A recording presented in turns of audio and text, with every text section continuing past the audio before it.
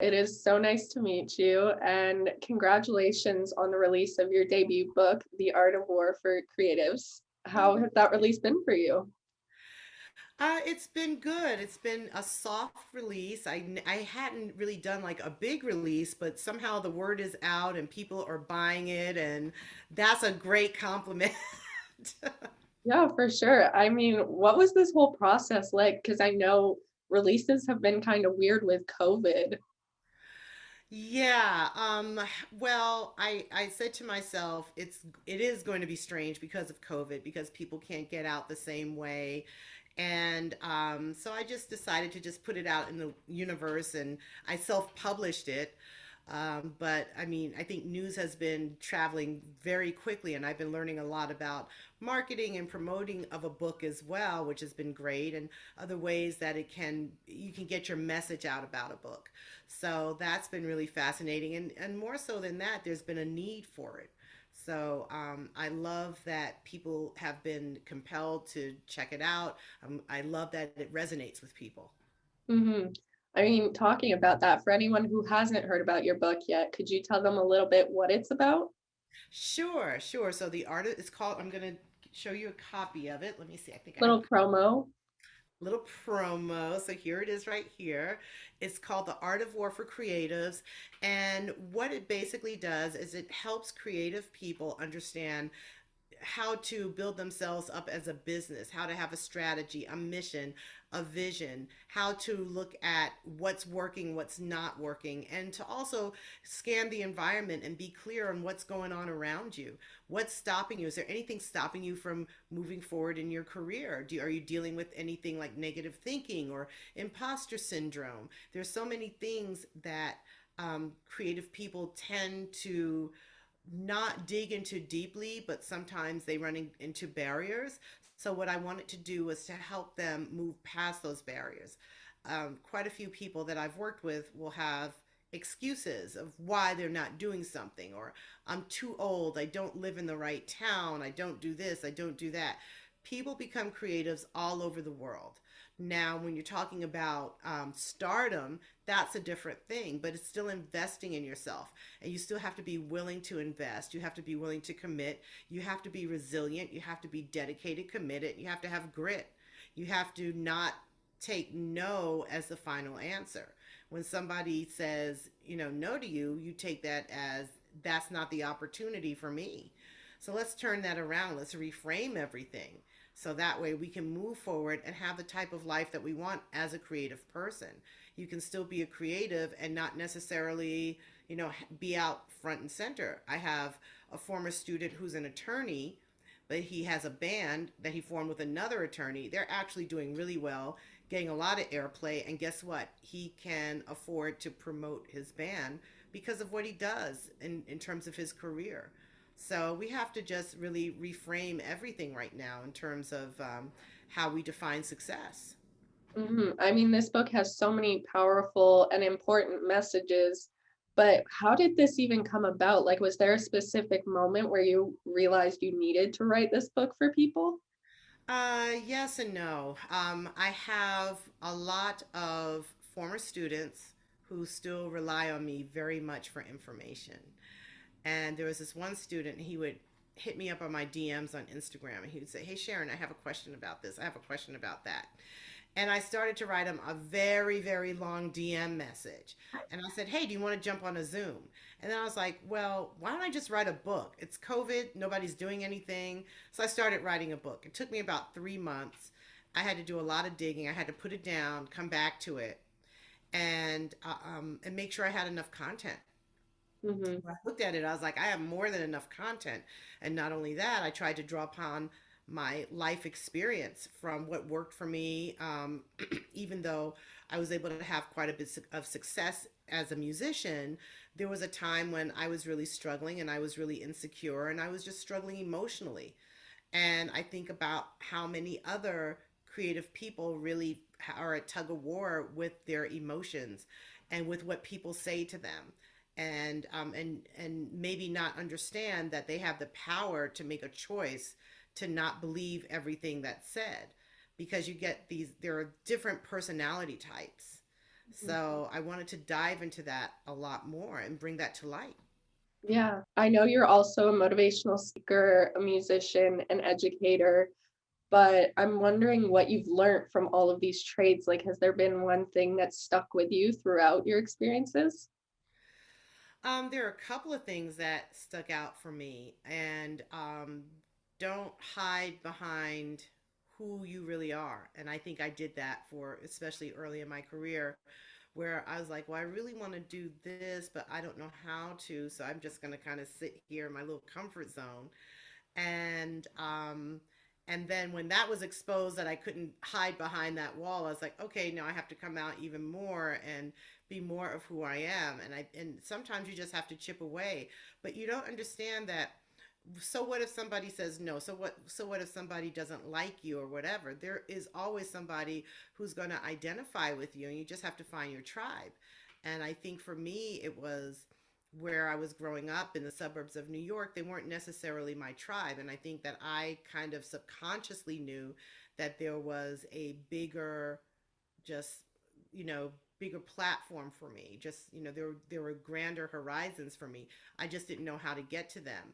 And, I'm figuring it out. So, I mean, do you have a favorite memory from either your career so far or from writing this book? I mean, I have so many memories. One thing that I did that I think someone brought something to my attention that I tend to be a little bit of a risk taker. So when I decided to be a musician and moved to LA, I quit my job. I was working for a fancy, very well known, very well known beverage company that I won't reveal. but but it was a really huge company, and I literally quit my job. I had $800 in my pocket, and I drove across country. So that was pretty big. And then during the course of my career, of course, I went out on auditions. I got rejected, and I was like, okay, I'm just going to keep going and keep going because something told me to keep going, and something told me that not to take that rejection personally. But I think the next big moment was someone had asked me about running for office. I'm not really good at saying no. So I said yes, and I was like, what am I doing? This is the craziest thing I ever did. But the craziest things that you do are really the things that kind of like stretch you like crazy. And I learned so much by running for city council, which is a big thing here in Los Angeles. Mhm. Um, and then I think the another thing that happened was after I've been teaching for many years, I woke up one day and I said, you know what, I need to change. And it was a very short decision. I really wasn't prepared, but I knew that I had the skill set to go ahead and still make it and still be okay. And that was a huge decision. So you get to these decisions in life, and these are all life changing. This wasn't like, oh, I decided to shave half of my head or something like that and your hair is going to grow back. This is like, no, I this is really being a disruptor in a sense, and knowing that you have the power to do that. hmm I mean, you've had so many great accomplishments so far, but you also have a podcast called Musician's Guide to Grit, which is amazing. What Oh. was the idea behind bringing that to life? Um, I wanted to do that because I think that's the thing that we need as musicians, as creative people. We need to understand what it is to have grit and be resilient. There was a poll done in the UK. There were about 600 people polled about whether they were going to stay in the music industry or not. And about 64% of them said that they were going to leave the music industry because of the pandemic. And Oh, I was like, wow, that's huge. Um, and I thought about the turnover in being a musician or being an artist because everybody wants to, say, hey, look at me, but you have to do the work. And you have to understand that you have to do the work and you have to be consistent. And it's not all consuming. I mean, you could say, I'm going to dedicate an hour a week, 2 hours a week to do the work, to dive into who I am, to figure out how to get better. You can always use more knowledge, but try to find the knowledge that's going to be really applicable to you furthering who you are.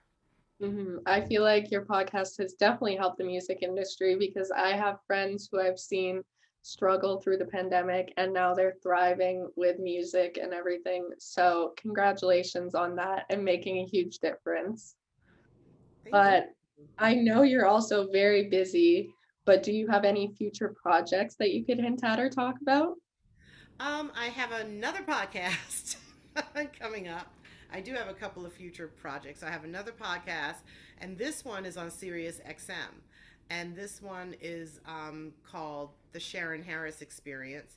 So I will be interviewing people who have had a really strong hand in developing cultural movements and music and just helping to shape who we are as a people. Mainly, a lot of people coming out of New York in the '80s.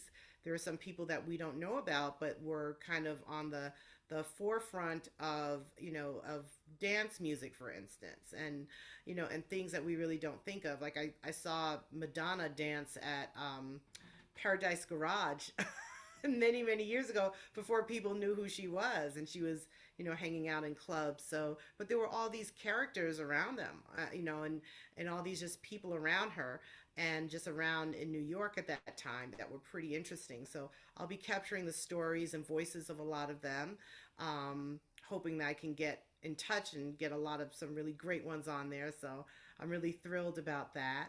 I have another book that I am working on, and it is called On How Life Is, or yeah, On How Life Is, Sage Advice from Macy Gray. It's a book of her quotes, which are all very powerful.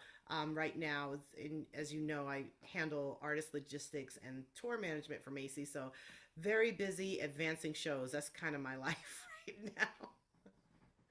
It's just a lot of stuff going on at one time. Yeah, it is. It is an awful lot. Yeah. My last question for you, if you could describe just what's coming up in this year for you in 3 words, what would they be? Um, Off the chain. Okay, it works. That works. That was quick. Was Yeah. there a reason for that? It's just like what's coming up is just going to be amazing. There are a couple of other things that I'm not at liberty to talk about just now. Okay. But there are a couple of other things that are on the horizon I'm super excited about. And yeah, it's just going to be an amazing year and it's a lot of fun. And I'm looking forward to having a lot of fun. Yes, I Bring, can't wait to bring, see what you do this year. and bringing people in to have fun with me. For sure. But thank you so much for doing this interview. It was so great to talk to you. Thank you for having me. I appreciate it, Grace.